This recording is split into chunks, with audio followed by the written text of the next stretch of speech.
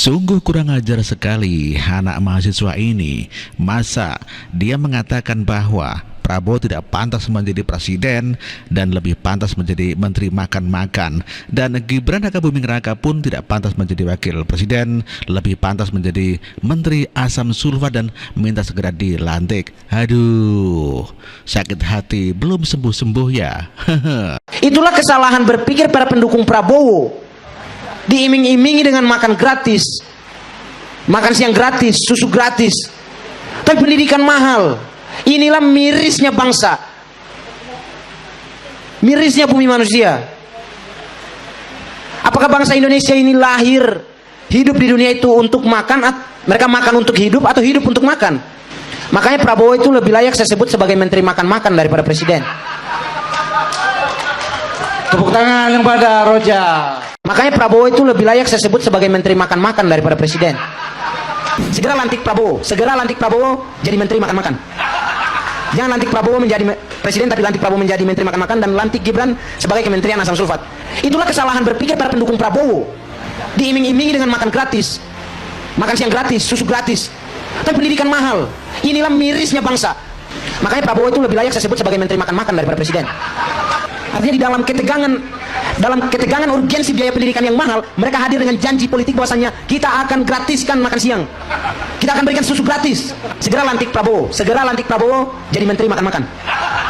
Jangan lantik Prabowo menjadi presiden, tapi lantik Prabowo menjadi menteri makan-makan, dan lantik Gibran sebagai kementerian asam sulfat. Kalian sudah pernah lihat video ini? Sejarah akan mengukir namamu, Gibran, sebagai wakil presiden termuda. Terima kasih Pak Jokowi. Apa yang dibanggakan dari Gibran itu? Wakil presiden karbitan, dibantu dengan MK. Apa yang mau dibanggakan? Gak ada yang dibanggakan. Seandainya Gibran itu mencalonkan 5 tahun ke depannya lagi, dengan usia yang sudah matang, tanpa ada embel-embelan bapak sebagai bapak presiden menjabat pada saat ini, jangankan kalian, saya yang pertama sekali mengucapkan selamat buat dia. Kalau sekarang apa yang mau dibanggakan dari dia? Nggak ada. Dia tuh juga menang karena bapaknya. Coba itu masyarakat biasa, nggak bakalan ada yang milih itu. Prestasinya juga nggak ada, cuman wali kota Solo aja 2 tahun. Itulah pendukung Anies Baswedan yang sangat kecewa sekali atas kemenangannya Prabowo Gibran dan tidak percaya dengan Gibran yang banyak prestasi waktu menjabat sebagai wali kota Solo. Dan dia mengatakan tidak akan menang apabila Gibran bukan anak presiden dan pamannya ketua MK. Ya, masih sakit hati pendukung Anies Baswedan ini. Undang-undang DKJ resmi berlaku, Jokowi tunjuk Gibran Rakabuming sebagai Ketua Pembangunan Jakarta. Kini nepotisme makin marak dan mengakar rumput. Ketika kelanggaan kekuasaan dijadikan tujuan utama, maka dedikasinya patut dipertanyakan. Sebenarnya berkuasa itu sah-sah saja, akan tetapi proses terpilihnya yang harus dijaga guna merawat ekosistem demokrasi. Kalau kultur tunjuk-menunjuk terus berkesinambungan, yang ada akan menghasilkan nepotisme yang makin menguat, mempersempit ruang demokrasi, dan tidak akan ada lagi wajah baru yang mungkin lebih berkompeten daripada lingkaran oligarki ini. Saya sering mengatakan IP yang tinggi akan mengantarkan Anda pada panggilan wawancara. Titik. Tapi kepemimpinan, kemampuan komunikasi, analytical thinking, itu yang akan mengantarkan Anda pada masa depan. Jangan diartikan boleh IP rendah. Kalau IP rendah Anda dipanggil wawancara pun tidak. Pak Anies, Anda ini kebanyakan omong-omong, Pak Anies. Sorry ye. Jadi gini Pak Anies, teori Bapak itu relevan jika konteksnya di level BUMN. IP jelek mana mungkin dipanggil interview BUMN. Lain kalau levelnya presiden atau wakil presiden. IPK gak penting. Nih ya, yang penting itu 1. Anda orang baik, atau minimal Anda didukung sama orang baik, meskipun sebenarnya Anda penjahat. 2. Tampang harus sederhana, merefleksikan bahwa Anda merakyat, suka belusukan dan mau masuk ke gorong-gorong. Yang ketiga, yang utama dan paling utama adalah restu orang tua. Loh, emang Pak Anies nggak direstui orang tua? Ya direstui sih, tapi kan orang tuanya bukan presiden.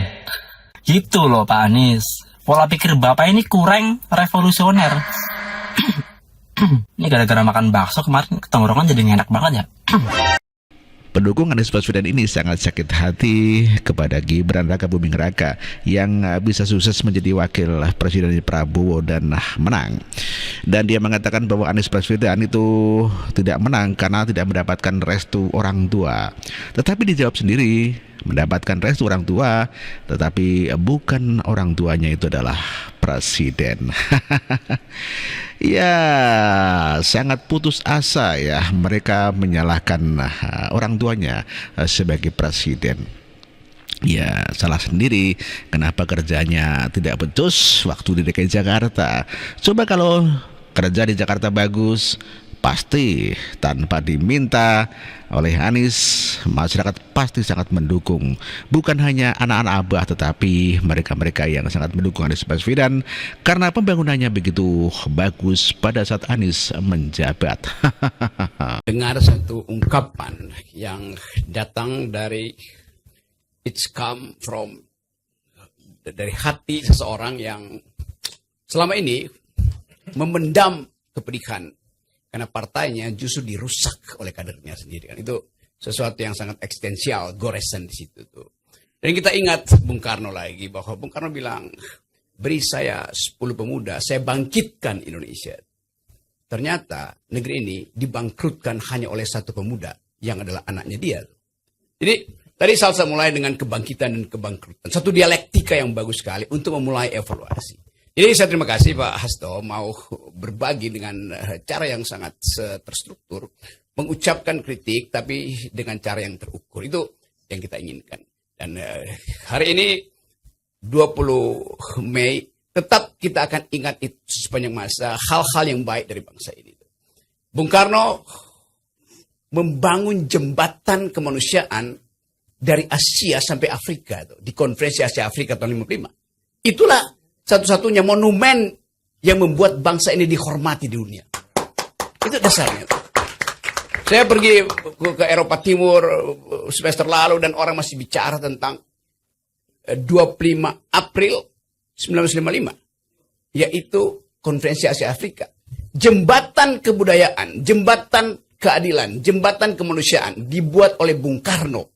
Rocky Gerung diundang oleh PDIP dan PDIP sekarang sudah sangat setuju dan sangat cocok ya dengan Rocky Gerung.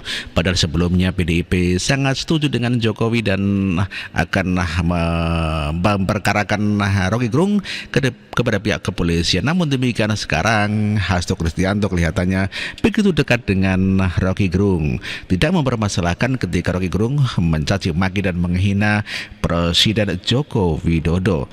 Ya, mungkin sudah satu frekuensi antara PDIP dengan Rocky Gerung sehingga tidak mempermasalahkan maksud saya Rocky Gerung menghina-hina Presiden Joko Widodo dan juga Gibran dan juga Prabowo Subianto.